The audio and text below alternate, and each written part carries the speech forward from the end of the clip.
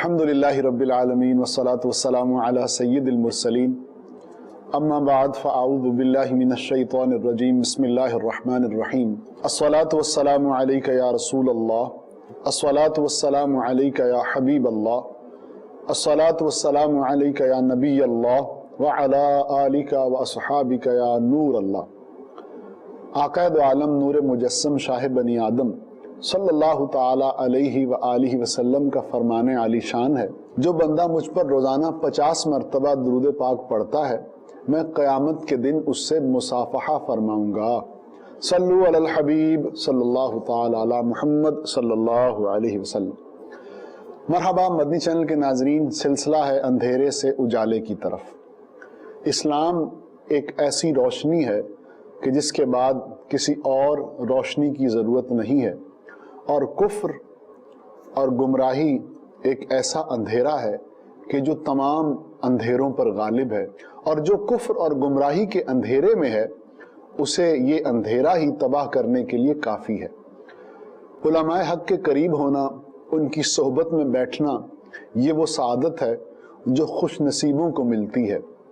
बहुत से लोग अल्लाह के महबूबों के पास बैठते बैठते अल्लाह के महबूब हो गए, और बहुत से लोग अल्लाह के दुश्मनों की सोहबत में रहने की वजह से हमेशा हमेशा के लिए दुश्मनों की फहरिस्त में शामिल हो गए। मोहब्बत, उल्फत, ताज़ीम और दुरुस्त अकीदे के साथ अगर कोई काफिर भी किसी नेक शख्स के पास बैठे तो ईमान की हरारत उसके दिल को पहुँच कर रहती है, और अगर नफ़रत और बुरी नीयत के साथ अगर कोई नेकों के पास बैठे तो बाज़ औक़ात उनकी नेकी भी उसे काम नहीं आती। तो जब नेकों के पास बुरी नीयत से बैठें तो कुछ नहीं मिले, तो जो हों ही बुरे और उनके पास अगर कोई बैठे तो फिर उसकी बर्बादी का क्या आलम होगा। उलमाए हक के दोस्त बनकर रहिए, उलमाए हक की पैरवी कीजिए और आंखें बंद करके पैरवी कीजिए। क्यों? क्योंकि यही हुक्म हमें शरीयत देती है। और जो लोग उलमा से दुश्मनी रखें, उलमा का मजाक उड़ाएं, उनके करीब भी न फटकिए। हमारा आज का सिलसिला भी इसी मौजू के इर्द गिर्द होगा। मैं पहला सवाल मुफ्ती साहब से पूछना चाहूँगा कि मुझसे पिछले सिलसिले में उलमा के फ़ज़ाइल बयान हुए कुरान और हदीस की रोशनी में। अच्छा, एक तबका ऐसा है कि जिसने अपनी ज़िंदगी का मकसद ही बनाया हुआ है उलमाए हक से दुश्मनी रखना और उनका मजाक उड़ाना, और इसी रवैये में उनकी सारी ज़िंदगी जो है ना वो गुजर जाती है, और इसी चीज़ को वो प्रोमोट कर रहे होते हैं। तो मेरा सवाल ये है कि ये जो रवैया है इसके बारे में आप क्या फरमाते हैं? बिस्मिल्लाहिर्रहमानिर्रहीम। अल्लाह ताला की तरफ दावत देने वालों के साथ मुखालिफाना रवैया इख्तियार करना ये कोई नई बात नहीं है, ये हमेशा से ही चलता आया। कुरान पाक के अंदर अल्लाह तबारक व तआला ने इरशाद फरमाया, व कज़ालिका जअलना लिकुल्लि नबिय्यिन अदुव्वन शयातीनल इंसी वल जिन्न यूही बअदुहुम इला बादिन ज़ुख़रुफ़ल क़ौलि गुरूरा। तर्जुमा उसका ये है, फरमाया कि ऐसे ही से मुराद ये है कि ए नबी अलैहिस्सलाम, जैसे आपके ये लोग दुश्मन बने हुए हैं, कुफ़ार मक्का आपके दुश्मन बने हुए हैं, इसी तरह हमने हर नबी के लिए इंसानों और जिन्नों के शैतानों को दुश्मन बना दिया। अल्लाह अल्लाह। अल्लाह के हर नबी के दुश्मन थे इंसानों में से भी और शैतानों में से भी, यानी इंसानों और जिन्नों के शयातीन। और वो करते क्या थे आपस में? जो इंसानी शैतान थे और जो जिन्नाती शैतान थे वो क्या करते थे? फरमाया यूही बअदुहुम इला बअदिन ज़ुख़रुफ़ल क़ौलि गुरूरा। अल्लाह। वो एक दूसरे की तरफ मुलम्मा कारी वाली और बड़ी खूबसूरत सी बातें बना बना के धोखा देने के लिए डालते थे। वो उसके कान में डालता था, वो उसके कान में डालता था, वो उसको बोलता था, वो उसको बोलता था। जो जिन्नात में से शैतान हैं वो तो वसवसा डालते हैं, ठीक, कि जो सुनता नहीं है लेकिन दिल में उतरता है। और जो इंसानों में से शैतान है, शयातीनल इंस, जो इंसानों में से शैतान हैं, वो क्या करते हैं? वो अपनी तकरीर से, अपनी तहरीर से, अपने कलाम से, अपनी गुफ्तगू से वो अल्लाह वालों की दुश्मनी की बातें जो है वो दिलों में डालते हैं, दूसरों को बोलते हैं, उनका जहन बनाते हैं। अच्छा, और یہ کیا کرتے ہیں؟ فرمایا کہ وہ باتوں کو ملمہ کاری سے مزین کر دیتے ہیں، باتیں دکھنے میں بڑی خوبصورت لگتی ہیں، ان کو ٹائٹل بڑا شاندار دے دیا جاتا ہے، ان کے لیے الفاظ بڑے خوبصورت چنے جاتے ہیں۔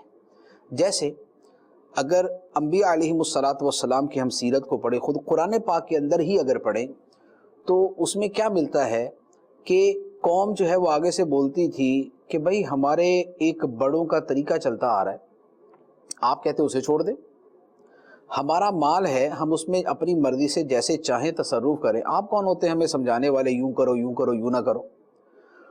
تو وہ اپنے طرز عمل کو ہمیشہ اچھا ہی سمجھتے تھے اور اسے کوئی نہ کوئی اچھا ٹائٹل دے دیتے تھے۔ تو وہ جو برے کام کو اور بری گفتگو کو اچھے ٹائٹل میں اور اچھے الفاظ میں چھپا کر دوسروں کو بتانے والا کام ہے، وہ انبیاء علیہم السلام سے چلتا آ رہا ہے اور آج تک چلتا آ رہا ہے۔ جب انبیاء علیہم السلام کو لوگوں نے نہیں چھوڑا تو جو انبیاء کے وارث ہیں ان کو کیوں چھوڑیں گے؟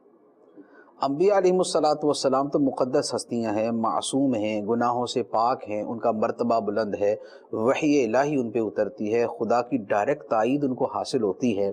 اس کے باوجود جب ان کے زمانے کے لوگوں نے ان کو نہیں چھوڑا تو یہ کیسے ہو سکتا ہے کہ جو نبیوں کے غلام ہیں اور جو نبیوں کے وارث ہیں سبحان اللہ، ان کے مخالفی نہ ہوں اور وہ ان کو چھوڑ دیں؟ اللہ، بہت خوب۔ تو یہ وہی طریقہ کار چلتا آ رہا ہے۔ اب یہ جو فرمایا نا زخرف القول، زخرف کہتے ہیں بناوٹ کو اور سجاوٹ کو اور خوبصورت ایک چیز بنائی ہوئی ہو نا اسے، تو اپنی بات کو بنا سوار کے وہ پیش کرتے ہیں۔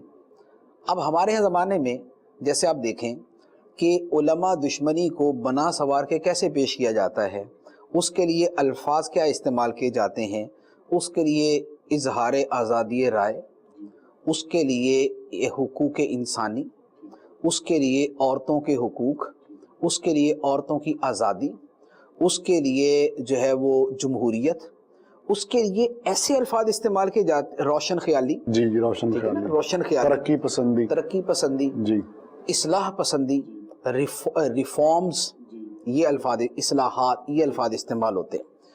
الفاظ یہ استعمال کیے جاتے ہیں لیکن اس کے اندرون خانہ اسلامی تعلیمات کو نشانہ بنایا جاتا ہے۔ تو یہ جو طرز عمل ہے، یہ جو رویہ ہے علماء کے ساتھ مخالفت کا، اللہ تعالیٰ نے قرآن پاک میں فرمایا کہ یہ انبیاء علیہم السلام کے ساتھ بھی چلتا آیا۔ اللہ اللہ، جعلنا لکل نبی عدوا شیاطین الانس والجن، انسانوں اور جنوں کے شیطان ان کے ساتھ ان کے دشمن ہوتے تھے اور وہ دشمنی کے اندر باتیں کرتے تھے۔ ایک بات، دوسری بات یہ، ایک اور بات ایک قرآن پاک کی آیت میں عرض کرتا ہوں، ہم سورہ ناس پڑھتے ہیں، سورہ ناس میں کیا ہے؟ قل اعوذ برب الناس مالک الناس الہ الناس من شر الوسواس الخناس الذی یوسوس فی صدور الناس من الجنۃ والناس۔ نبی پاک علیہ السلام سے فرمایا گیا کہ تعلیم امت کے لیے آپ یہ دعا مانگیں، میں پناہ مانگتا ہوں لوگوں کے رب کی، لوگوں کے معبود کی۔ کس سے؟ میں اس کی پناہ لیتا ہوں من شر الوسواس، ٹھیک، وسوسے ڈالنے والے کے شر سے، ٹھیک، الخناس، جو ڈالتا ہے ہٹ جاتا ہے، ڈالتا ہے ہٹ جاتا ہے، وہ کیا کرتا ہے؟ الذی یوسوس فی صدور الناس، جو لوگوں کے دلوں میں وسوسے ڈالتا ہے۔ کون ہے؟ فرمایا من الجنۃ والناس، دونوں میں سے یہ، اللہ اللہ، بہت خوب، جنات میں سے بھی وسوسے ڈالنے والے ہیں اور انسانوں میں سے بھی وسوسے ڈالنے والے ہیں۔ اب آپ غور کریں کہ یہ جو انسانوں میں سے وسوسے ڈالنے والے ہیں وہ کس کے خلاف وسوسے ڈالتے ہیں؟ کیا آپ نے سنا ہے کہ سائنسدانوں کے خلاف وسوسے آتے ہیں کسی کو؟ ٹھیک، کیا آپ نے سنا ہے کہ پروفیسروں کے خلاف وسوسے آتے ہیں کسی کو؟ کیا آپ نے سنا ہے کہ میڈیا کے خلاف وسوسے آتے ہوں کسی کو؟ نہیں۔ وسوسے کس کے خلاف آتے ہیں؟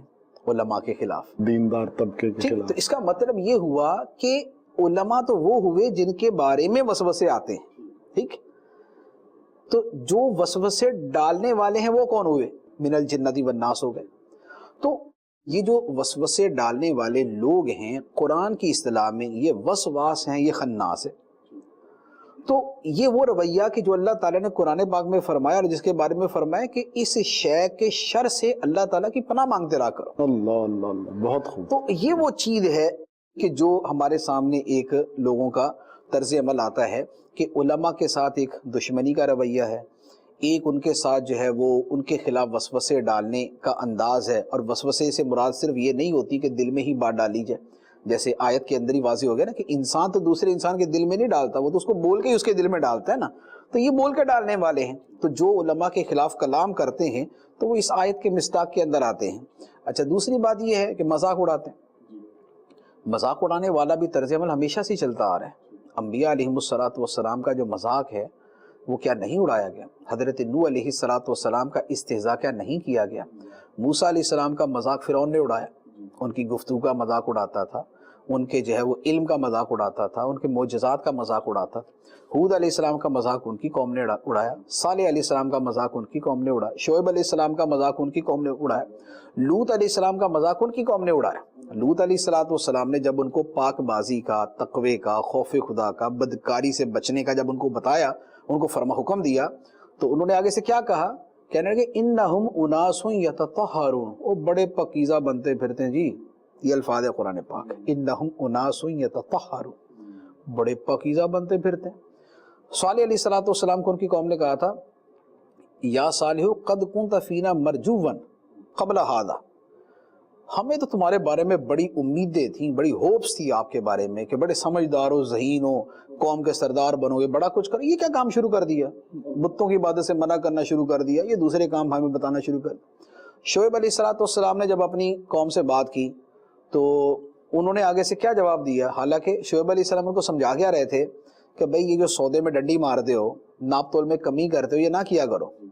تو انہوں نے آگے سے کہا یار ہم تو آپ کو اچھا بھلا سمجھدار سمجھتے تھے، آپ ہمیں یہ کون سی باتیں کہنا شروع ہو گئے؟ تو یہ جو مذاق اڑانے کا رویہ ہے یہ ہمیشہ سے چلتا آیا۔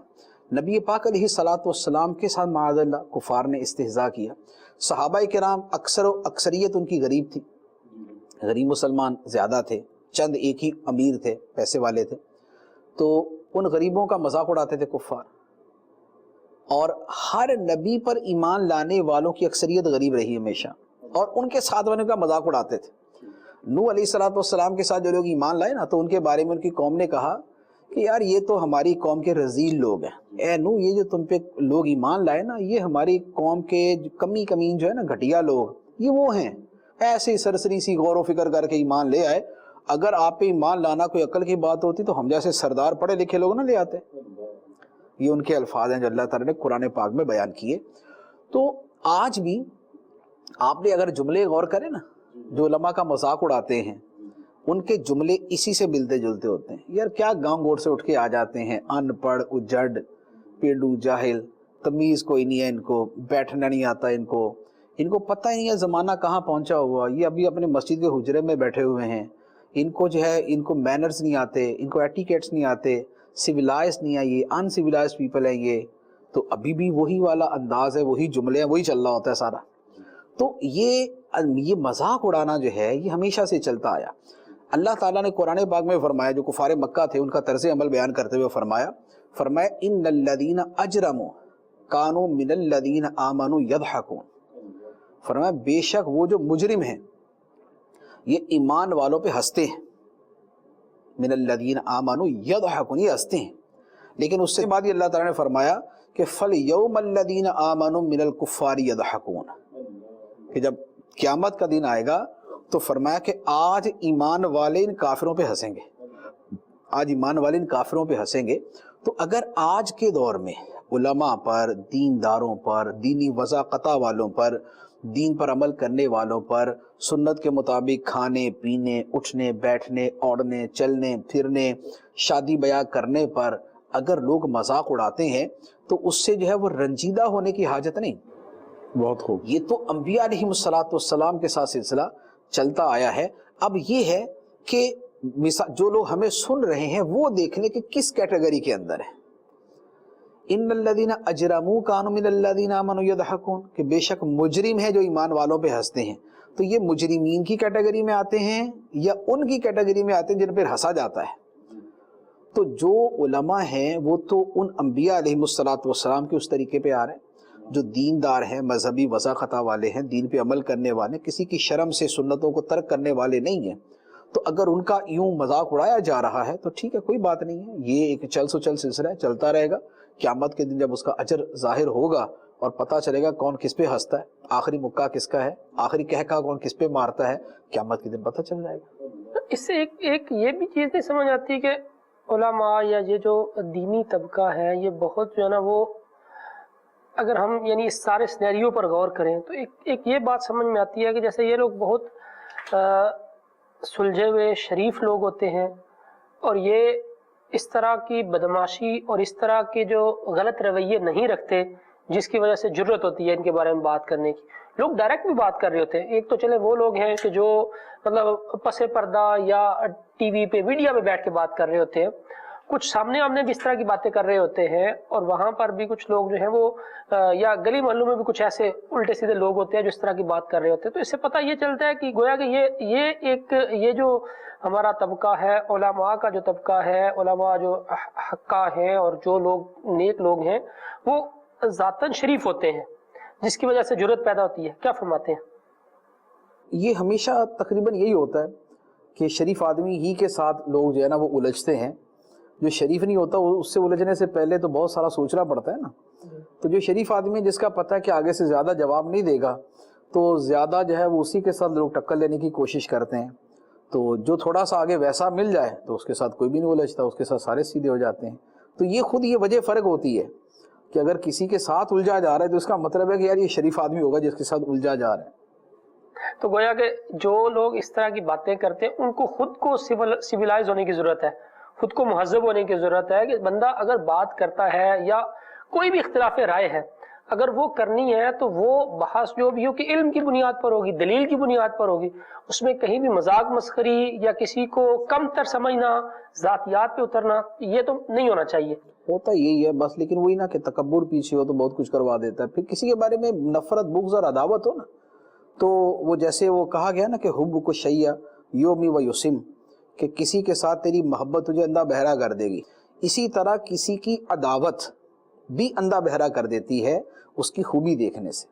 تو جب کسی کے ساتھ عداوت ہوتی ہے، دشمنی ہوتی ہے، تو اس کی خوبی کو بھی بندہ بولتا ہے ہوں یہ وہ خوبی ہے، اور اگر کسی سے محبت ہوتی ہے تو اس کی اس برائی کو بھی ایسی جو نا وہ لاڈ پیار کے ساتھ بیان کیا جا رہا ہوتا ہے کہ وہ پڑھنے والا، دیکھنے والا، سننے والا سمجھ جاتا ہے کہ یہ ہو کیا رہا ہے۔ تو یہ بس وہ ہوتا ہے کہ ایک دلوں کے اندر جو ہے ایک جو وہ ہے کہ بغض ہے اور جو عناد ہے اہل دین کے حوالے سے، تو وہ جھلک پڑتا ہے۔ کلو اناء یترشح بما فی، ہر برتن سے وہی چھلکتا ہے جو اس کے اندر ہوتا ہے۔ تو یہاں سے ایک سوال جو ہے وہ ڈیفینیٹلی پیدا ہوتا ہے کہ جو لوگ یہ علماء حق سے لوگوں کو دور کرتے ہیں، ان سے علماء سے متنفر کرتے ہیں، ان کے بارے میں غلط خبریں اچھالتے ہیں، صحیح خبر کو بھی بدنام کرنے کے لیے جو ہے نا وہ اچھالتے ہیں، تو ان کے لیے قرآن و حدیث میں ہمیں کس طرح کی تعلیمات دی گئی ہیں؟ دیکھیں یہ جو ہوتا ہے نا کہ علماء کے خلاف کلام کرنا، باتیں کرنا اور ان سے نفرت پیدا کرنے کی کوشش کرنا، ان سے دوری پیدا کرنے کی کوشش کرنا، اس کا الٹیمیٹ جو نتیجہ ہے وہ کیا ہوگا؟ الٹیمیٹ نتیجہ اس کا یعنی اس کا آخری نتیجہ کیا بنے گا؟ اس کے لیے آپ کفار مکہ کے طرز عمل پہ غور کریں۔ کفار مکہ نے آپس کے اندر میٹنگ کی کہ بھئی جو محمد صلی اللہ علیہ وسلم کے پاس آتا ہے، بیٹھتا ہے، وہ تو بڑا متاثر ہو جاتا ہے، اب ہم کریں کیا کہ جس کے ذریعے ہم ان کے پاس آنے سے روکیں؟ تو انہوں نے آپس میں کہا کہ یار یوں کرتے ہیں کہ ہم جو ہے نا وہ ان کو بولتے ہیں کہ یہ جادوگر ہے، تو لوگ جادوگر سے بھاگتے ہیں، بلا وجہ جادوگر کے پاس نہیں جاتے، تو بولیں گے یار جادوگر ہے تو یوں اس کے پاس ہی نہیں آئیں گے، ان کے پاس نہیں آئیں گے۔ ایک نے کہا کہ ہاں یار ہم ان کو بولتے ہیں کہ یہ کاہن ہیں، تو کاہنوں کے پاس بھی لوگ ضرورت سے تو چلے جاتے ہیں اور ویسے اس کی کوئی اتنی عزت نہیں ہوتی، لوگ اس سے دور ہی رہتے ہیں۔ تیسرے نے کہا بولیں گے یار یہ جو باتیں نا یہ شاعرانہ باتیں ہیں، لمبی لمبی چھوڑنا، یہ وہ باتیں ہیں۔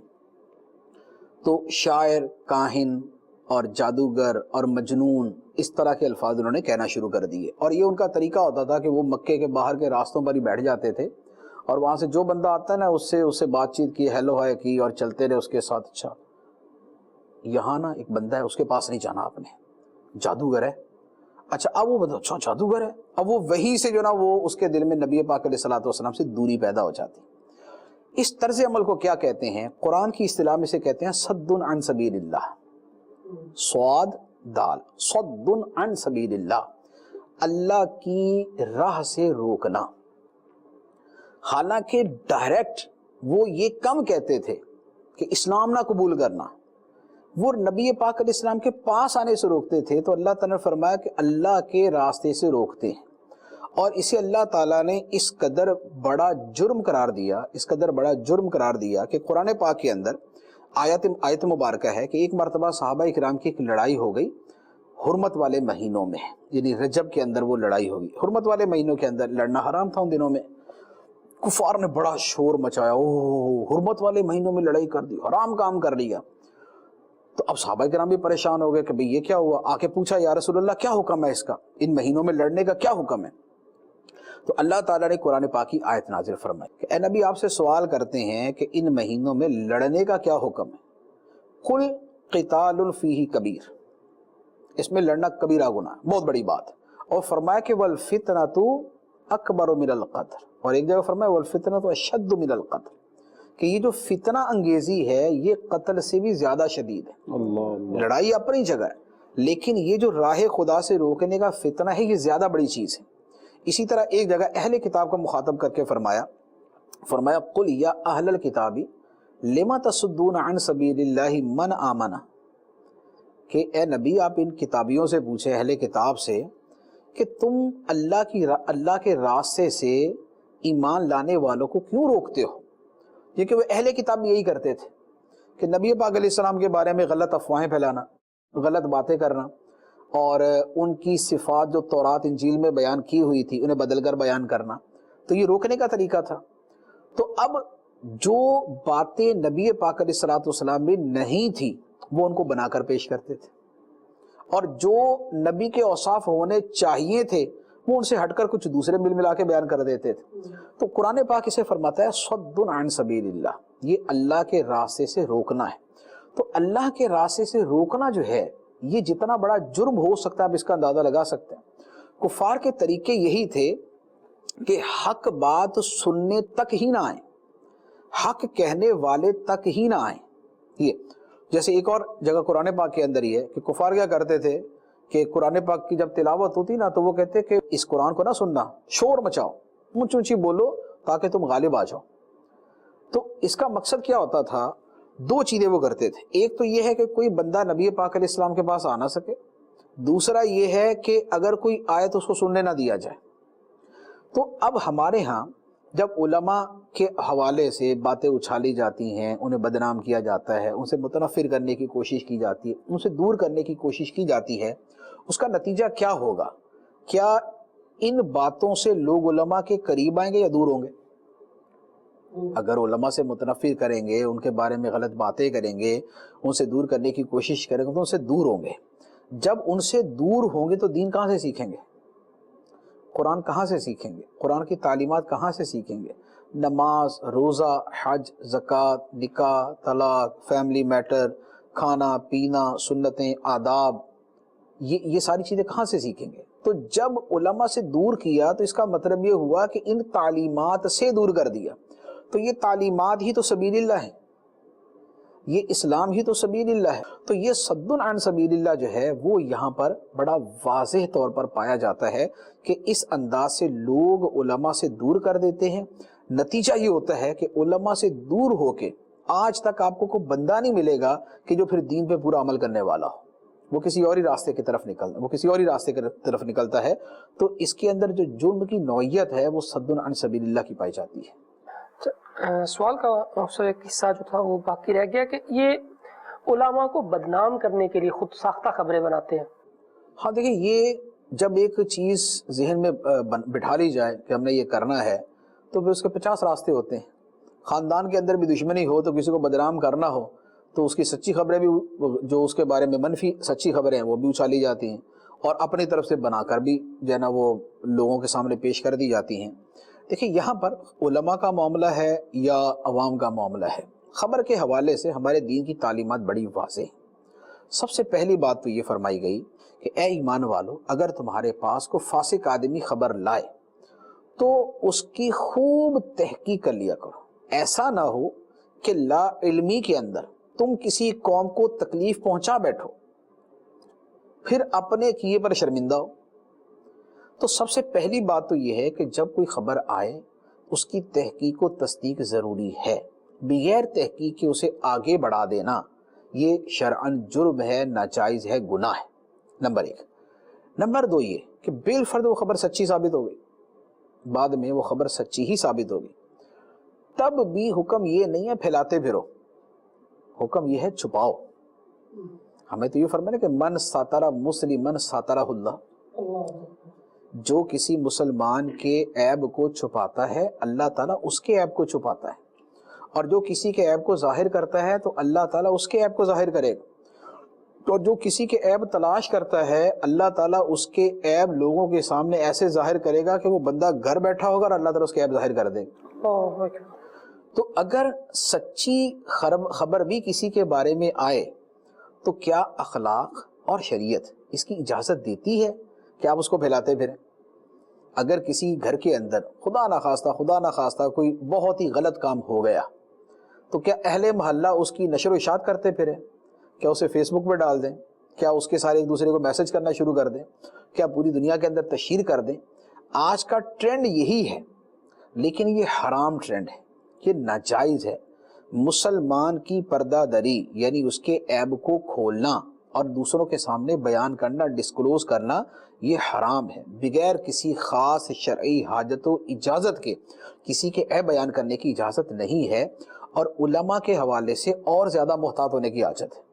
کہ بات یہ ہے کہ بھئی علماء سے اگر غلطی ہوتی ہے تو علماء نبی تو نہیں کہ معصوم ہو، ان سے غلطی نہیں ہو سکتی، علماء بھی عام انسانوں کی طرح انسان ہیں، تو لہذا غلطی ان سے بھی ہو سکتی ہے، لیکن ان کی غلطی کو اگر آپ بیان کرتے پھریں گے تو نتیجہ یہ ہوگا کہ لوگوں کو تو اس غلطی سے کوئی نقصان نہیں پہنچ رہا تھا، لوگوں کو اس کی غلطی سے کوئی نقصان نہیں پہنچ رہا تھا، لیکن اس غلطی کی وجہ سے لوگ اس سے متنفر ہو کر اس سے دور ہو جائیں گے، اور اس سے جب دور ہوں گے تو ایسا نہیں ہوتا کہ ایک عالم سے ہٹ کے لوگ دوسرے کے پاس چلے جائیں۔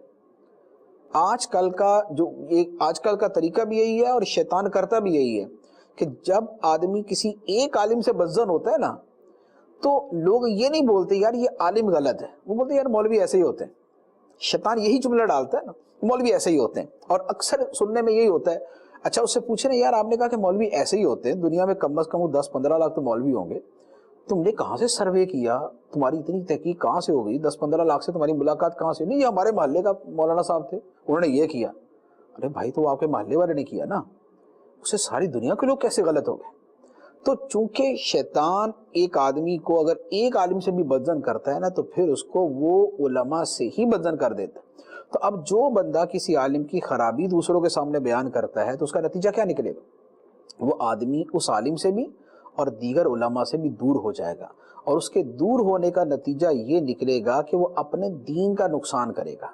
ہمارے ہاں یہ تو ہوتا نہیں ہے کہ ایک آدمی کے سامنے ڈاکٹر کی برائیاں کرے تو بیمار ہونے کے بعد وہ بولے میں نہیں جاتا اس ڈاکٹر کے پاس، تو بولے کہ نہیں یار اس کا کردار اس کے ساتھ ہے لیکن مجھے تو اپنا علاج کروانا ہے نا۔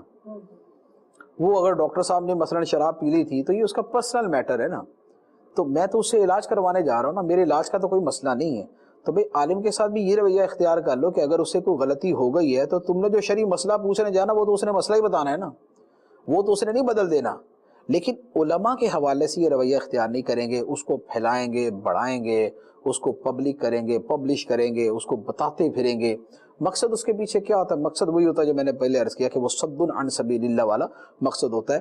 اعلیٰ حضرت علیہ رحمہ نے یہاں پر فرمایا کہ عالم کی خطا کو عام کرنا، لوگوں کو بتاتے پھرنا، فرمایا کہ یہ اس آیت میں داخل ہے ان الذین یحبون ان تشیع الفاحشۃ فی الذین آمنوا لہم عذاب علیم فی الدنیا والآخرہ، کہ بے شک وہ لوگ جو چاہتے ہیں کہ مسلمانوں میں فاحشہ برائی پھیلے، فرمایا ان کے لیے دنیا اور آخرت میں دردناک عذاب ہے۔ یہ آیت اعلیٰ حضرت نے ایک جگہ ایسے ہی فتوے کے اندر لکھی جہاں کسی عالم میں واقعی خطا ہوئی تھی لیکن اس کو لوگوں کو بتاتے پھر رہے تھے، لوگوں نے اس کو ڈنڈورا پیٹنا شروع کر دیا، پوسٹر چھاپ دیے، بینر چھاپ دیے، اس کے جگہ جگہ لگا دیا۔ اعلیٰ حضرت نے فرمایا کہ جس عالم کے بارے میں یہ سب کچھ کر رہے ہو اس نے ایک غلطی کی ہے، لیکن اس ایک غلطی کی وجہ سے جو تم ہزاروں لوگوں کو اس عالم سے ہی دور کر رہے ہو، تو یہ جو ہزاروں کا تم نقصان کر رہے ہو وہ کس کھاتے میں آئے گا؟ تو یہ اشاعت فاحشہ کے اندر آتا ہے۔ لہٰذا جب کسی عالم سے بھی خطا ہو جائے، اگر اصلاح کی کوئی صورت ہے تو اس کو تنہائی کے اندر بتایا جائے، یا جس کے ذریعے اس کو سمجھایا جا سکتا ہے اس کو بتایا جائے، اس کو پھیلایا نہ جائے، اس کو جو ہے لوگوں کے درمیان عام نہ کیا جائے۔ اگر باپ سے غلطی ہو جائے تو کیا اولاد پورے محلے میں بتاتی پھرتی کہ ہمارے ابا حضور ایسے ہیں؟ نہیں چھپاتے۔ کیوں چھپاتے ہیں بھائی؟ وہ بھی انسان ہے، اس سے بھی غلطی ہوئی ہے، وہ بھی تمہاری طرح ہی ایک مسلمان ہے، تو اس کے بھی آپ سب کو بتاتے پھرو، بناؤ اس کی ویڈیو ڈالو فیس بک کے اوپر، وہ بھی پورے محلے کو بتاؤ، سارے رشتہ داروں کو بتاؤ۔ لیکن وہاں تو ابا حضور کرتے پھرتے ہو۔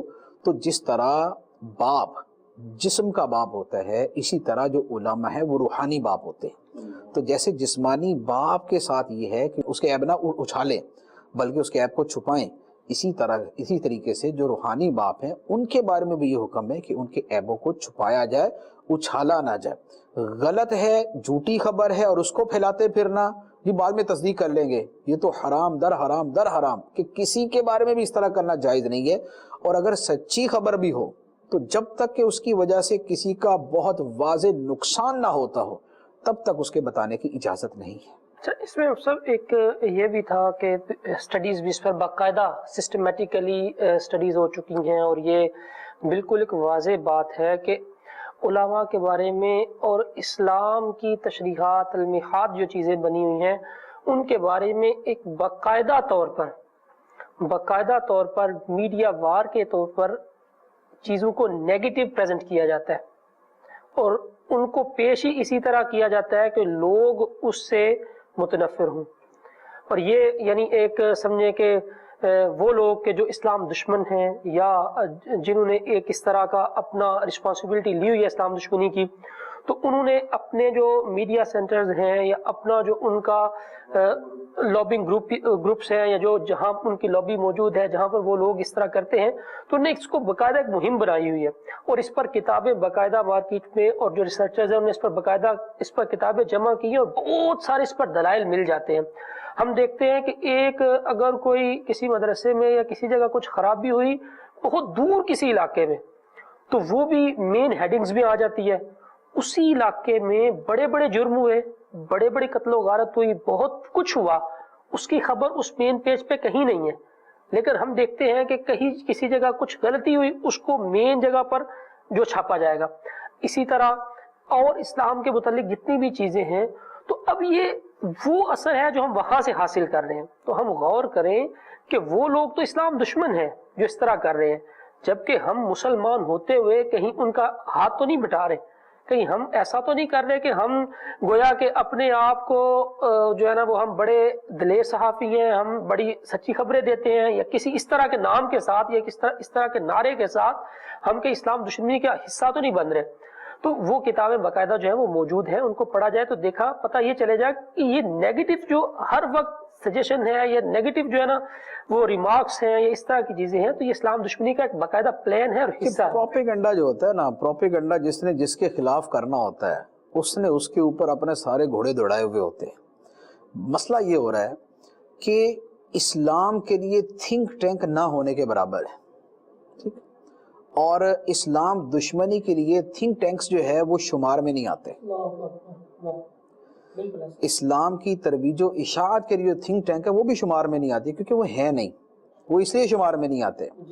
اور کفر کی ترویج و اشاعت اور لادینیت کے لیے اور الحاد کے لیے اور دہریت کے لیے اور اسلام مخالفت کے لیے اور اسلامی احکام کو جو ہے وہ ڈیگریڈ کرنے کے لیے، اس کے لیے تھنک ٹینکس کی انتہا کوئی نہیں۔ اتنے ہیں کہ آپ اگر ایک ملک میں بھی گرے اور کسی اسلامی ملک کے اندر بھی گرے آپ ان کو نہیں شمار کر سکتے۔ وہ کسی نہ کسی چیز کو لے کر بیٹھے ہوتے ہیں، وہ کسی نہ کسی چیز کے اندر جو ہے نا وہ اپنا سارا کچھ اپنا مقصد پورا کر رہے ہوتے ہیں، اپنی اسلام دشمنی کے گول کو اچیو کر رہے ہوتے ہیں۔ تو اب وہ اس کے تھنک ٹینکس بنے ہوئے، اسلام کے بارے میں سوچنے والا کوئی نہیں، تو وہی ہے، وہ کیا رہے امت پہ تیری آ کے جب وقت پڑا ہے، تو وہ والا معاملہ ہے۔ انڈیویجولی تنظیمیں یا کچھ افراد درد دل رکھنے والے وہ اس پہ غور کرتے، محنت کرتے ہیں، جیسے ہم ہی ہیں دعوت اسلامی والے، اسلام کی ترویج و اشاعت کے لیے، اسلام پر ہونے والے اعتراضات کے جواب کے لیے، اسلام کی تعلیمات لوگوں کو دکھانے کے لیے، عملی اس کا نمونہ دکھانے کے لیے کاوشیں کر رہے ہیں۔ لیکن پوری دنیا کے لیے اور دنیا کی ہر زبان اور ہر ملک کے لیے لازمی بات ہے کہ اتنے سے افراد کافی نہیں ہو سکتے۔ ہم ساری دنیا کی زبانیں نہیں سیکھ سکتے، لیکن اس زبان کے جاننے والے جو مسلمان ہیں ان کا تو کوئی تھنک ٹینک ہونا چاہیے، ان کی تو سوچ ہونی چاہیے، ان کا تو کچھ کرنا چاہیے۔ تو پرابلم وہی ہے جو آپ نے کہا نا کہ اس طرف کی کتابیں موجود ہیں، اس طرف کی کتابیں نہیں ہیں، اس طرف کی این جی اوز موجود ہیں، ادھر کی این جی اوز بہت تھوڑی ہیں، ادھر کی یا وہ تھنک ٹینکس بے حد و حساب ہیں، ادھر کے نہ ہونے کے برابر ہے۔ تو یہ وہ فرق ہے کہ جس کی وجہ سے جو ہے نا وہ اسلام مخالف چیزیں تو آپ کو ڈھیروں ڈھیر مل جاتی ہیں اسلام کے حق میں۔ آپ کسی دن کا اخبار پڑھ کے دیکھ لیں، آپ کو میڈیا چینل جو ہے نا وہ اٹھا کے دیکھ لیں، اسلام کی فیور میں، اسلام کی تعلیم کے حق میں بولنے والے بتانے والے کتنے ہیں، اور صرف اسلامی تعلیمات کا صرف دن رات مذاق ہی اڑانے والے، علماء کا مذاق ہی اڑاتے رہنے والے، پردے کا مذاق ہی اڑانے والے، موسیقی کے بارے میں پلان بنانے والے، اس کو نصاب میں شامل کرنے کی باتیں کرنے والے وہ کتنے، سیکس ایجوکیشن کو اسکول میں داخل کرنے والے کتنے ہیں، اور دینی تعلیم حقیقی اسلامی صحیح روح کے ساتھ اسلامی تعلیم جو ہے وہ نصاب کے اندر آ جائے اس والے کتنے۔ اچھا، اسکولوں کی تعلیم کے فروغ کے لیے سوچنے والے کتنے، اور مدرسہ جہاں قرآن حدیث پراپرلی پڑھایا جاتا ہے اس کے لیے سوچنے والے کتنے۔ انڈیویجول ہے نا، اسکول کالج کے لیے انڈیویجول اور بڑی بڑی آرگنائزیشنز اور بڑی بڑی اقتدار والے جو ہے وہ سب سوچ رہے ہیں، مدرسوں کے لیے کون سوچتا ہے؟ تو یہ وہ فرق ہے کہ جب دنیا کی محبت غالب ہے، آخرت کی محبت مغلوب ہے، دل کے اندر جو ہے مال کی لالچ ہے، اور جو ہے وہ آخرت اور دین کی محبت جو ہے وہ کسی کونے کھانچے کے اندر سائیڈ میں بیٹھی ہوئی ہے، تو پھر اس کا نتیجہ یہ ہوتا ہے کہ جیسا دل کے اندر جو چیزیں ہیں اسی کے مطابق اعمال کا ظہور ہوتا ہے۔ اچھا مصعب، آپ کے جواب کے دوران جو ہے نا وہ چیز میرے سامنے آئی کہ جیسے ایک بیانیہ بنایا جا رہا ہے جس کو آپ کہیں اینٹی علماء نیریٹو، معاشرے میں علماء کی مخالفت، علماء سے دشمنی، پھر ڈیفرنٹ پرسیپشنز لائے جاتے ہیں اس نیریٹو کو مزید اوتھنٹیکیٹ کرنے کے لیے۔ اچھا، اس کی ایک مثال جیسا میں عرض کرتا ہوں کہ اسلام جو ہے وہ پرامن مذہب ہے، اسلام رحمت کا پیغام ہے، اللہ تعالیٰ کی ذات رحمت ہی رحمت ہے۔ یہ اللہ کی ذات اور لوگوں کے درمیان میں مولوی آ جاتا ہے جو ڈراتا ہے، دھمکاتا ہے، اس ڈرانے دھمکانے کے ذریعے اللہ تعالیٰ سے دور کرتا ہے، تو یہ بھی ایک نیگیٹو پرسیپشن کا حصہ ہے۔ تو یہ جو چیز ہے اس رویے کے بارے میں آپ کیا فرماتے ہیں؟ دیکھیں، رحمت الہی کا جو بیان ہے اس سے تو قرآن و حدیث مالا مال ہے۔ قرآن پاک کی ابتدا سورہ فاتحہ سے، اور سورہ فاتحہ کی ابتدا خدا کی رحمت سے، الحمدللہ رب العالمین الرحمن الرحیم، ٹھیک، اس کی ربوبیت اس کی رحمت ہے، پھر آگے رحمان رحیم اس کی صفت ہے، ٹھیک، وَهُوَ الْغَفُورُ الرَّحِيمُ، وہ بخشنے والا ہے، رحم فرمانے والا۔ کتنی جگہ قرآن پاک کتب ربکم علی نفسہ الرحمہ، کہ تمہارے رب نے اپنی ذات پر، اپنے ذمہ کرم پر رحمت کو لازم کر لی، اپنے ذمہ کرم پر رحمت کو لازم کر لیا، قرآن پاک کے اندر ہے۔ اسی طرح خدا کی شانوں کے اندر یہ رحمان، رحیم، کریم، رازق، خالق، مالک، ان سب کے اندر معنی رحمت جو ہے وہ موجود ہوتا ہے۔ ودود ہے، وہ محبت فرمانے والا ہے۔ اچھا، پھر حدیث مبارک، حدیث قدسی، سبقت رحمتی علی غضبی، میری رحمت میرے غضب پہ سبقت لے گئی، یا فرمایا لا تقنطوا من رحمت اللہ ان اللہ یغفر الذنوب جميعا انہ هو الغفور الرحیم، اللہ کی رحمت سے مایوس نہ ہونا، انہ لا ییأس من روح اللہ الا القوم الکافرون، اللہ کی رحمت سے صرف کافر ہی مایوس ہوتے ہیں، ٹھیک ہے۔ تو جو رحمت کی آیت، اسی طرح وَهُوَ الَّذِي يَقْبَلُ التَّوْبَةَ عَنْ عِبَادِهِ وَيَعْفُو عَنِ السَّيِّئَاتِ وَاللَّهُ رَؤُوفٌ بِالْعِبَادِ إِنَّ اللَّهَ بِالنَّاسِ لَرَؤُوفٌ رَحِيمٌ۔ تو خدا رؤوف ہے، رحیم ہے، مہربان ہے، بندوں پر، انسانوں پر، مومنوں پر، وہ بخشنے والا ہے، رحم فرمانے والا ہے۔ یہ ساری اللہ تعالیٰ کی صفات ہے۔ لہذا اللہ تعالیٰ کی صفات میں جو رحمت کا جو صفت ہے وہ بڑی واضح اور نمایاں طور پہ نظر آتی۔ احادیث تو پھر جتنی پڑھ دیں، آیتیں ختم نہیں ہو سکتی رحمت الہی کے اوپر، تو احادیث جو ہے وہ تو اس سے بھی زیادہ، آیتوں سے بھی زیادہ تعداد کے اندر موجود ہیں۔ اچھا، لیکن ان سب چیزوں کے ساتھ کیا خدا کے غضب کی آیتیں قرآن پاک میں نہیں؟ جو یہ بات کی جاتی ہے نا کہ جناب علماء صرف ڈراتے ہیں، رحمت کی بات نہیں کرتے، اس چیز کے اندر دو غلطی ہیں۔ ایک تو یہ ہے کہ یہ کہنا کہ رحمت کی بات نہیں کرتے، یہ بات ہی غلط ہے۔ کیوں؟ اس لیے کہ بھائی ہم جو علماء مخالفین کی تحریریں بھی پڑھتے ہیں نا، اس میں بھی لکھا ہوتا ہے کہ یار یہ رحمت کو اتنا بیان کرتے ہیں کہ سارے ٹیکس چور اور سارے جناب کرپشن کرنے والے کہتے ہیں ہم بھی بخشے جائیں گے.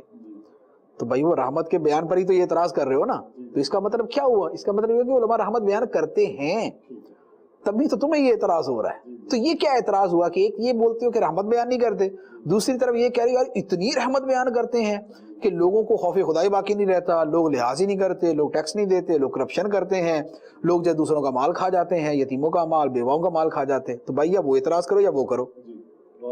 ایک بات. دوسری بات یہ ہے کہ بھائی ڈراتے ہی رہتے ہیں، ڈراتے ہی رہتے نہیں، ڈراتے بھی ہیں. اور یہ ڈرانا اور رحمت کی نویدیں سنانا، ڈر کی وعیدیں، رحمت کی نویدیں، یہ دونوں چیزیں جو ہیں یہ قرآن پاک میں ہیں. نبی پاک علیہ الصلوۃ والسلام کی سنت ہے، سیرت ہے، آپ کے اوصاف ہیں. قرآن پاک کے اندر بڑا واضح طور پہ فرمایا یا ایھا النبی انا ارسلناک شاہدا و مبشرا و نذیرا. ہم نے آپ کو خوشخبری دینے والا بھی بنایا اور آپ کو ڈر سنانے والا بھی بنایا. تو خوشخبری کس کی ہوتی ہے؟ رحمت کی. اور ڈر کس کا ہوتا ہے؟ اللہ کے عذاب کا. تو یہ تو نبی پاک علیہ السلام کے وصف ہے. اب جو شخص یہ کہے کہ نہیں یار ڈرانے کی بات نہ کرو، تو وہ نبی پاک علیہ السلام کو کیا عرض کرے گا؟ کیا کہے گا کہ یا رسول اللہ رحمت کی باتیں کیا کرے، ڈر کی باتیں نہ کرے. ایک بات. دوسری بات یہ قرآن پاک کی آیتیں پڑھے. تقوی کا معنی کیا ہوتا ہے؟ خدا سے ڈرنا. تقوی کا مطلب ہوتا ہے خدا سے ڈرنا. اور تقوی کی کتنی آیتیں قرآن پاک میں آپ شمار نہیں کر سکتے، سینکڑوں آیتیں، سینکڑوں تقوی کے بارے میں آیتیں موجود ہیں. لفظ تقوی، لفظ خوف، لفظ خشیت، لفظ رہبت، اور یہ جتنے الفاظ ہیں یہ سارے کے سارے اللہ تعالیٰ سے ڈرنے کے حوالے سے ہی، اور ان پر جو آیتیں ہیں ان کی تعداد سینکڑوں میں ہیں. تو قرآن پاک کی سینکڑوں آیتیں موجود ہیں کہ جن کے اندر خدا سے ڈرنے کا حکم ہے. تو اب کیا وہ بیان کی جائیں یا نہ بیان کی جائیں؟ بیان کرنی چاہیے. جب قرآن میں آئی ہیں تو سارا ہی قرآن پہنچانے کے لیے تو بیان کرنی چاہیے. تو جب ان کا بیان کریں گے تو خوفی کا بیان کریں گے نا. خوف کی آیت پڑھ کے بشارتیں دنوں سنائیں گے، خوف کی آیتیں پڑھ کے خوف والی بات ہی کریں گے. تو خوشخبری سنانا اور ڈر کی وعیدیں سنانا دونوں ہی قرآن پاک کا اسلوب ہے. اچھا، اسی طرح قرآن پاک میں سابقہ اقوام کی تباہی کا تذکرہ ہے. قوم نوح ہلاک ہو گئی، قوم صالح ہلاک ہو گئی، قوم ہود ہلاک ہو گئی، قوم شعیب ہلاک ہو گئی، قوم لوط ہلاک ہو گئی. ٹھیک، یہ جتنے انبیاء علیہ السلام کی قومیں ہلاک ہوئیں، اسے کیا خوشخبری قرار دیں یا اسے ڈر قرار دیں؟ یہ ہلاکت کی باتیں خوف دلانے کے لیے نا. تو یہ تو واقعات قرآن پاک کے اندر ہر دوسرے پارے کے اندر موجود ہے. تو خوف کی آیتیں تو قرآن پاک کے اندر اتنی کثرت کے ساتھ موجود ہے. ایک بات. اچھا، اس کے ساتھ آگے دیکھیں، انبیاء علیہ السلام کی طرح سیرت پڑھیں. ہر ایک کی سیرت کے اندر اللہ تعالیٰ سے ڈرنے کی بات موجود ہے. آپ حضرت آدم علیہ السلام کو لیں، ربنا ظلمنا انفسنا. ٹھیک، آپ حضرت یونس علیہ السلام کو لے لیں، لا الہ الا انت سبحانک انی کنت من الظالمین. آپ حضرت نوح علیہ السلام کو لے لیں، آپ حضرت ابراہیم علیہ السلام کو لے لیں، ولا تخزنی یوم یبعثون. ٹھیک، آپ حضرت عیسیٰ علیہ السلام کو لے لیں، آپ حضرت زکریا آپ حضرت یحییٰ علیہ السلام کی تو سیرت پڑھ کے دیکھیں، خوف خدا کے کیسے کیسے واقعات. نبی پاک علیہ السلام کی سیرت میں خوف کے کتنے واقعات ہیں. تو یہ جو خوف کے واقعات ہیں تو یہ ہمیں کیوں بیان کیے گئے؟ اس لیے کہ انبیاء علیہ السلام کی یہ سیرتیں بیان کریں تاکہ لوگوں کے دل میں ڈر پیدا ہو، خوف پیدا ہو. اصل ہوتا کیا ہے کہ لوگوں کی طبیعتیں مختلف ہیں. کسی پہ ترغیب اثر کرتی ہے، کسی پہ ترہیب اثر کرتی ہے. کسی کو خوشخبری سنائے تو اس کا دل مائل ہوتا ہے، کسی کو ڈرائیں تو اس کا دل مائل ہوتا ہے. تو یہ اسلوب جو ہے نا، اللہ تعالیٰ نے قرآن پاک میں انگریزی اسلوب نہیں بیان کیا ہوا کہ بھئی جو نفسیات دان آئے گا نئی بات بول دے گا تو اسی کے مطابق چلنا شروع ہو جائے. ایسا نہیں ہے. اللہ تعالیٰ عالم الکل ہے، علیم بذات الصدور ہے. عالم وہ جو اللہ تعالیٰ کا علم ہے، تو اللہ تعالیٰ اپنے علم ازلی ابدی سے جانتے ہوئے اس نے جو اسلوب قرآن پاک میں دیا ہے، علماء وہی اسلوب اختیار کرتے ہیں. تو لہذا جب قرآن کے اسلوب کو اختیار کیا گیا تو اس پر یہ اعتراض نہیں ہوگا کہ علماء ڈراتے کیوں. بھائی یہ اعتراض علماء پر نہیں ہو رہا، یہ تو قرآن پہ اعتراض ہو رہا ہے. کیونکہ علماء اپنی طرف سے تو جہنم کی وعیدیں بنا کے نہیں نا سناتے، قرآن کی آیتیں پڑھ کے سناتے ہیں نا. تو جب قرآن کی آیتیں پڑھ کے سنا رہے ہیں تو اعتراض کس پہ ہوا؟ علماء تو قاصد ہیں. تو اگر پیغام پر اعتراض ہے اور اس چیز پر اعتراض ہے تو پھر قاصد پہ اعتراض نہیں ہے، پھر وہ پیغام بھیجنے والے پر اعتراض ہے. تو ڈر کی آیتیں، عذاب کی آیتیں، ہلاکت کی آیتیں، وعید کی آیتیں، گناہوں کی مذمت کی آیتیں، یہ ساری کی ساری جو ہے یہ اللہ تعالیٰ کی طرف سے. حدیثوں کی طرف آ جائیں گے تو یہ جو الزواجر ہے، جہنم میں لے جانے والے اعمال 2 جلدیں، وہ 2 جلدیں جو بھری ہوئی ہیں وہ کن سے بھری ہوئی ہیں؟ وعیدوں سے. احادیث، وعیدوں والی احادیث سے بھری ہوئی ہیں. تو علماء تو صرف ان احادیث کو آگے بیان کر دیتے نا. تو اگر اس پیغام پر اعتراض ہے تو غور کر لیں اعتراض کس کے اوپر کر رہے ہیں. تو یہ ہوتا کیا ہے کہ جس کا تھوڑا بہت مطالعہ ہوتا ہے، چند ایک آیتیں اس نے زیادہ فوکس کر لی ہوتی، وہ انہی کو لے کے بیٹھ جاتا ہے. جیسے بعض لوگ جو وہ سائنسی آیتیں لے کے بیٹھ جاتے ہیں، اب سائنس کے علاوہ ہے ہی نہیں قرآن پاک میں کچھ بھی. بعد نے رحمت کی آیتیں لے لی تو اب رحمت کے علاوہ دوسری بات ہی نہیں کریں گے. لیکن جس نے پورا قرآن پڑھا ہے اور پورے قرآن کو سمجھا ہے تو وہ سمجھتا ہے کہ قرآن پاک کے اندر بشارتیں بھی ہیں اور قرآن پاک کے اندر ڈر کی آیتیں بھی ہیں. اب سب اس میں ایک کویسچن جو ہے نا وہ ریز کرتے ہیں، کہتے ہیں کہ ٹھیک ہے یہ آیات موجود ہیں، وعید کی آیات بالکل موجود ہیں، اور اللہ تبارک و تعالی جو ہے وہ بے شک جبار ہے، قہار ہے، اور وہ عذاب دے گا. لیکن یہ ساری باتیں جو ہیں وہ مسلمانوں کے بارے میں نہیں ہیں. یہ ساری وعیدیں جو ہیں وہ کفار کے بارے میں ہیں، جو لوگ ایمان نہیں لائے تو ان کے بارے میں. ہم تو چونکہ ایمان لا چکے مسلمان ہیں، ہم بھی اللہ رسول کو مانتے ہیں، تو ہم یہ مسلمانوں کے بارے میں تو نہیں ہے. مسلمان بھلے جو مرضی کرتے رہیں، گویا کہ ان کا ایک طرح کا مفہوم یہی نکلے گا. تو کیا فرمائیں گے؟ وہ عرض یہ ہے، بدکاری کرنے پہ کوئی سزا کی ہے وعید، سود کھانے پہ کوئی ہے وعید، وہ کیا کافروں کے لیے ہے؟ بدکاری پہ جو وعید ہے کافروں کے لیے ہے. ماں باپ کی نافرمانی کی وعیدیں کافروں کے لیے ہیں. تو یہ آیات اور حدیث کو ہی اگر دیکھیں تو اس کے اندر جو آپ کو چیزیں سامنے آئیں گی اس میں ایک بہت بڑی تعداد ہے. یہ ٹھیک ہے کفار کے بارے میں قرآن کی اکثر وعیدیں کفار کے بارے میں، لیکن ایسا نہیں ہے کہ ساری کی ساری وعیدیں ہی کفار کے بارے میں ہیں. مجھے بتائیے ایک مسلمان قتل کرے تو اسے کو اللہ تعالیٰ سزا دے گا یا نہیں؟ یعنی وہ سزا بندہ سزا کا مستحق بنتا یا نہیں بنتا؟ اگر کلمہ پڑھ کے بندہ فارغ ہے اور اب جو مرضی کرے، اب یہ بولتا رہے جی ساری وعیدیں کافروں کے لیے، ہمارے لیے تو رحمت ہی رحمت ہے، تو اس کو قتل سے ماننے کیا ہے؟ پھر اس کو ماں باپ کی نافرمانی سے ماننے کیا ہے؟ اس کو چوری سے ماننے کیا ہے؟ کوئی کرپشن کی اللہ تعالیٰ سزا دے گا یا نہیں دے گا؟ کوئی جو ہے وہ چوری ڈکیتی کی سزا دے گا یا نہیں دے گا؟ ماں باپ کو ستانے کی، پڑوسیوں کو تنگ کرنے کی سزا دے گا یا نہیں دے گا؟ تو بھئی بندہ یہی بول دے نا کبھی میں تو مسلمان ہوں. یہ جو پڑوسی کو تنگ کرنے کی وعیدیں ہیں، ماں باپ کو ستانے کی وعیدیں ہیں، سود کھانے کی وعیدیں ہیں، چوری کی ہیں، رشوت کی ہیں، راشی والمرتشی کلاہما فی النار، یہ ساری کافروں کے بارے میں، ہمارے لیے نہیں ہے. یہ ذرا پوچھ کے دیکھے، بولے نہیں نہیں نہیں نہیں نہیں یہ نہیں، یہ تو واقعی سب کے لیے. تو بھائی جب سب کے لیے ہیں تو پھر یہ بیان کریں گے یا نہیں کریں گے؟ یہی کریں گے. اچھا اس کے ساتھ اگلی بات، یہ جو تقوی کی آیتیں ہیں جن کا مطلب ہوتا ہے اللہ تعالیٰ سے ڈرنا، یہ تقوی کا حکم کس کو ہوتا ہے؟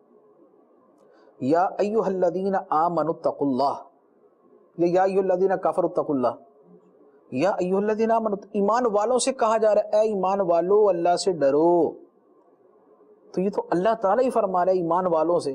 تو یہ کہنا کہ نہیں کہ ڈرنے کی آیتیں کافروں کے لیے، مومنوں کے لیے نہیں ہے، یہ تو سیدھا سیدھا ان آیات سے پتہ نہیں یا اس کو انکار قرار دیا جائے یا اس کا جناب وہ جس سے جہالت قرار دیا جائے. قرآن پاک کی آیتیں واضح طور پہ موجود ہیں، تو لہذا جو ڈرنے کی آیتیں ہیں یہ کہنا کہ نہیں کہ وہ ڈر کی وعید آیتیں وہ ساری کفار کے بارے میں ہے، یہ صرف جہالت کے علاوہ کچھ بھی نہیں ہے.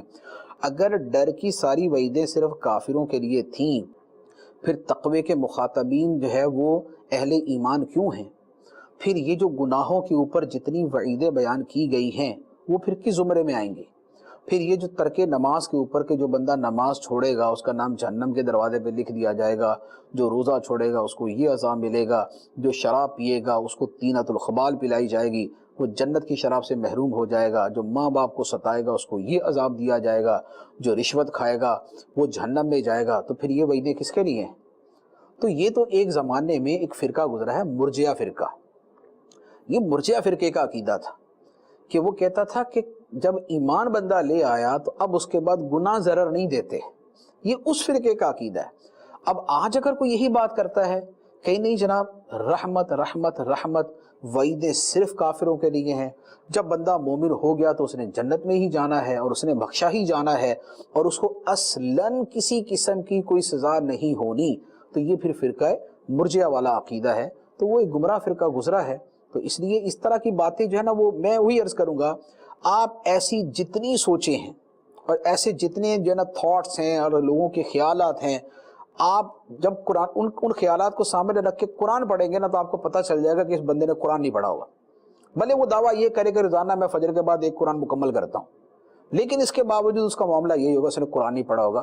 کیونکہ میں نے یہ جیسے ہی عرض کیا، جو بندہ کہتا ہے جی اللہ تعالیٰ تو رحمت ہی رحمت، رحمت ہی رحمت، عذاب کی باتیں جو نا یہ نہ کریں، مسلمانوں کے لیے وعیدیں نہیں ہیں، تو بھائی قرآن کے اندر میں 100 آیتیں پڑھ دیتا ہوں جن کا تعلق ڈائریکٹلی مسلمانوں کے ساتھ ہے، اور ان کا تعلق خوف خدا کے ساتھ ہے، ان کا تعلق عذاب کے ساتھ ہے، ان کا تعلق ہلاکت کے ساتھ ہے، ان کا تعلق ان کو ڈرانے کے ساتھ ہے. قرآن کی آیتیں پڑھ دیتا ہوں.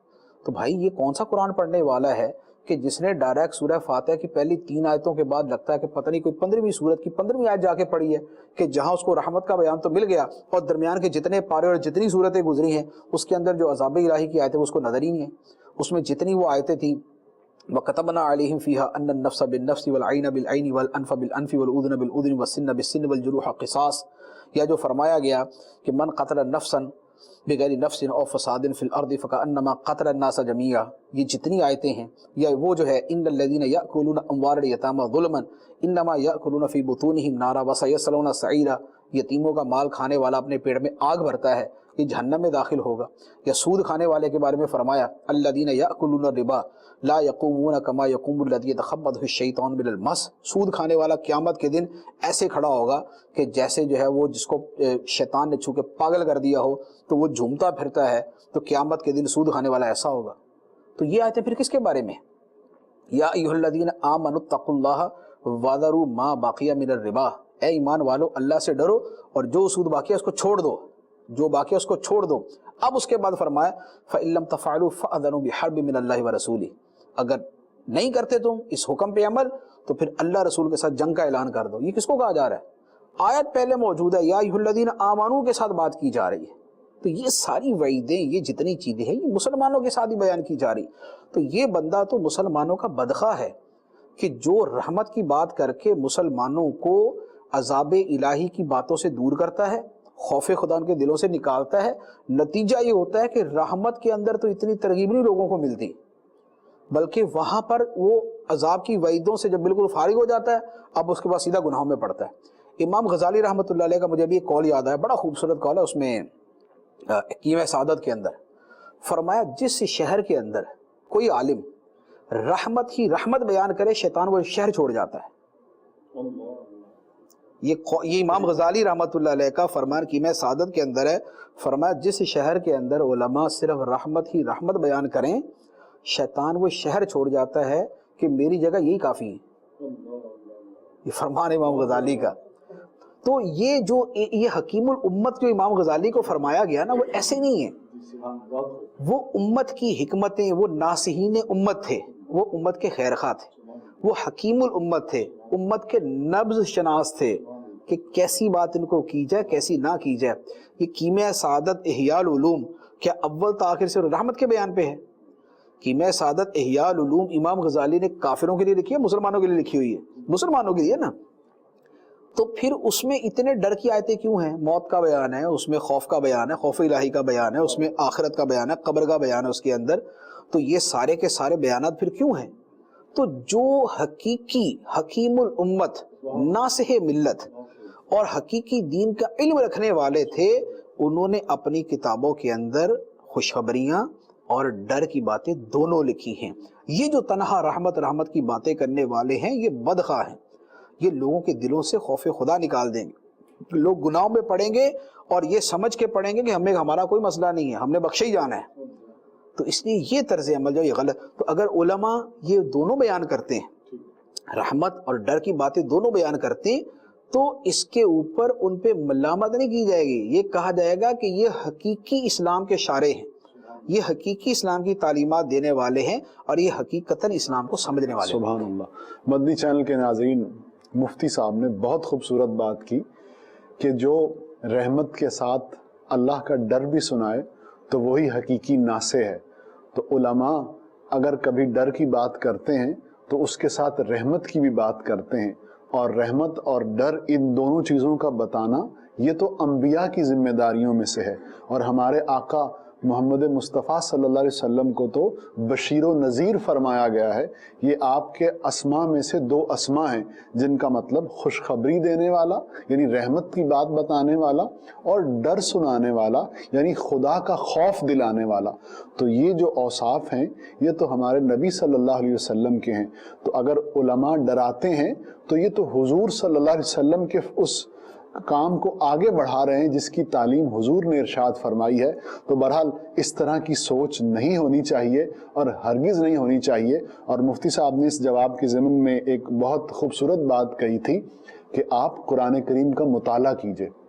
جی ہاں، بہت سے مسکنسیپشن، بہت سے وساوس، بہت سی شیطانی سوچیں، بہت سے نیگیٹو پرسیپشنز صرف قرآن کریم کا مطالعہ کرنے سے دور ہو جائیں گے، لیکن ٹھہریے، قرآن کریم کا مطالعہ کرنے کے لیے کسی مستند اور باعمل سنی عالم دین کی تفسیر کا انتخاب کیجئے۔ اگر مجھ سے پوچھیں تو میں مشورتاً صراط الجنان کا آپ کو مشورہ دوں گا کہ آپ اسے پڑھیے، آن لائن موجود ہے، آپ ہدیتاً مکتبۃ المدینہ سے بھی طلب فرما سکتے ہیں۔ اس کے ساتھ ساتھ عرض کروں گا کہ آپ مدنی چینل دیکھتے رہیے، اور بالخصوص ہر ہفتے کی شب کو ہونے والے مدنی مذاکرے کو مضبوطی سے تھام لیجئے۔ شیخ طریقت امیر اہل سنت دامت برکاتہم العالیہ کی جو سوچ ہے وہ وہی ہے جو امام غزالی کی ہے۔ اگر آپ امام غزالی کی تعلیمات کا چلتا پھرتا نمونہ دیکھنا چاہیں تو آپ امیر اہل سنت دامت برکاتہم العالیہ کی طرز زندگی کو دیکھ لیجئے۔ آپ کو انشاءاللہ امام غزالی کی تعلیمات کا مکمل نمونہ امیر اہل سنت کی سیرت اور زندگی میں نظر آ جائے گا۔ اللہ تعالی ہمارا حامی و ناصر ہو اور ہمیں علماء اہل سنت کے دامن سے وابستہ رہنے کی توفیق عطا فرمائے۔ صلو علی الحبیب صلی اللہ تعالی علی محمد صلی اللہ علیہ وسلم۔